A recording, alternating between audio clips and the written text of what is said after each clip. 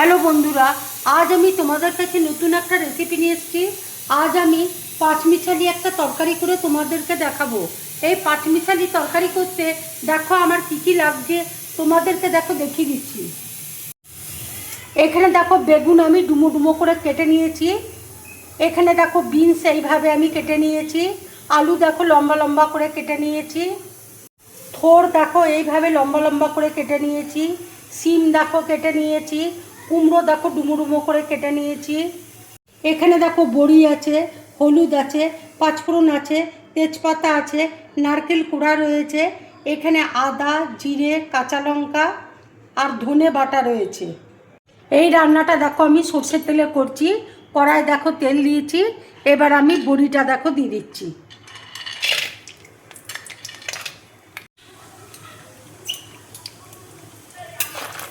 বড়িটা দেখো ভাজা হয়ে গেছে, এবার আমি তুলে নিচ্ছি।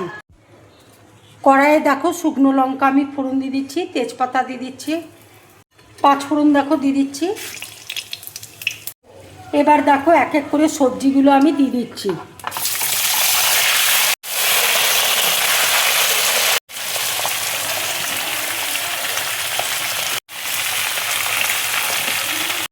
সব সবজিগুলো দেখো দিয়ে দিলাম। আন্দাজ মতো দেখো নুন দিয়ে দিচ্ছি, হলুদ দেখো দিয়ে দিচ্ছি।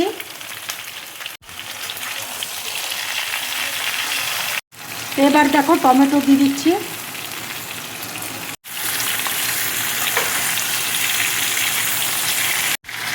আদা, জিরে, লঙ্কা, ধনে দেখো আমি বাটাটা দিয়ে দিচ্ছি।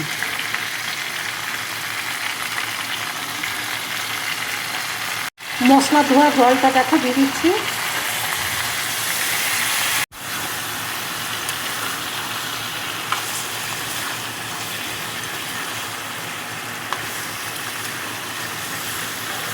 রঙের জন্য একটু কাশ্মীরি লঙ্কার গুঁড়ো দেখো দিয়ে দিচ্ছি।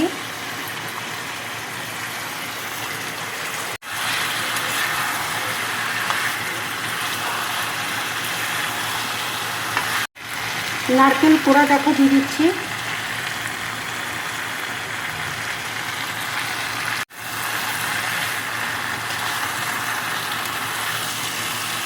মশলাটা দেখো ভালো করে কষিয়ে নেব। বড়িটা দেখো দিয়ে দিচ্ছি।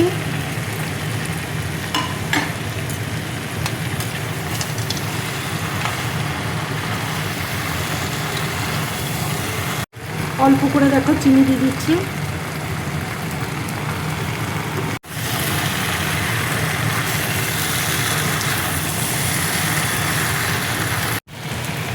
মশলাটা দেখো কষানো হয়ে গেছে, এবার আমি অল্প করে জল দিয়ে দিচ্ছি।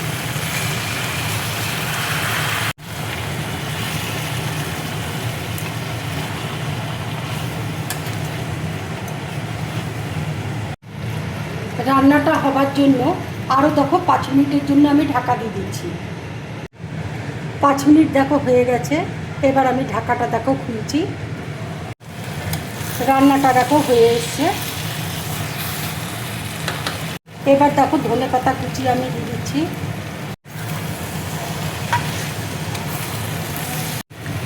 এইভাবে পাঁচমিশালি তরকারি বানিয়ে তোমরা গরম ভাতের সাথে খাবে, রুটি পরোটার সাথে খাবে, খুব ভালো লাগবে খেতে। এবার দেখো গ্যাসটা আমি অফ করে দিচ্ছি। আমার এই রেসিপিটা যদি তোমাদের ভালো লাগে তাহলে লাইক করবে, শেয়ার করবে আর ডিম ব্লগ চ্যানেলটাকে সাবস্ক্রাইব করবে। তোমরা বেশি করে কমেন্টস করবে, তাহলে আমার খুব ভালো লাগবে। নমস্কার।